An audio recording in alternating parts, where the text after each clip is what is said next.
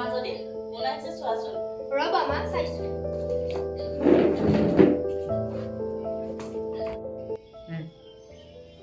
ৰিবা আছা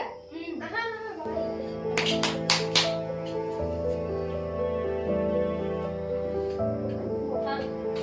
পিছে তোমাৰ খবৰ কোৱাচোন মোৰ খবৰ একেবাৰে কিয়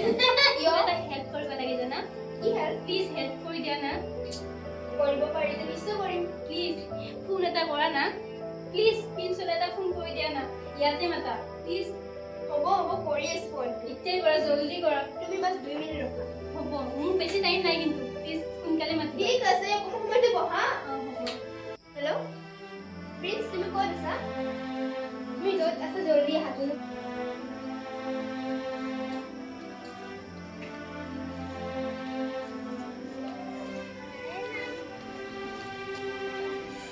কোনোবা আহিছে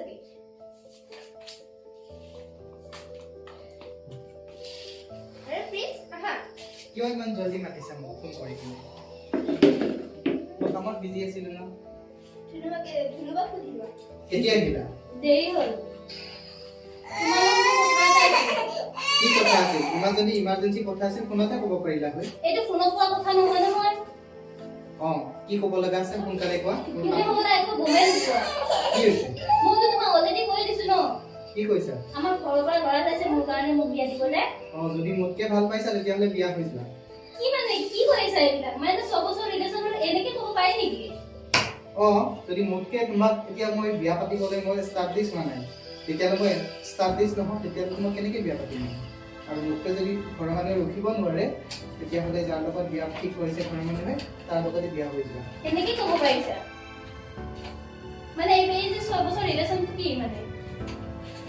ভালকৈ সকলো নহয় যদি ঘৰৰ সন্মতত বিয়া হোৱা তেতিয়াহ'লে ক'ত থাকিব সেইটোহে বুজিলো ন হ'ব বাৰু একো কথা নাই তুমি য'তে থকা সুখত থাকিবা আৰু যে ভাল পায় তুমি কিমান সঁচাকৈ ভাল পাইছিলা মোক এইটো প্ৰমাণ তুমি দি দিলা